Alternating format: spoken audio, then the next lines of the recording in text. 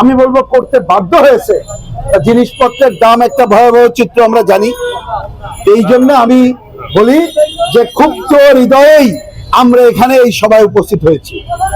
আমি প্রশ্ন করতে চাই অন্তর্বর্তীকালীন সরকারকে, আপনারা এত কমিশন করলেন, আপনি ক্ষমতায় আসার পরে প্রথম কাজটা হবে আপনার কি জিনিসপত্রের দাম কমানো।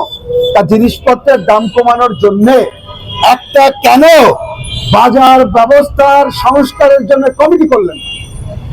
আমি এই প্রশ্ন করতে চাই এবং এই দাবি করতে চাই।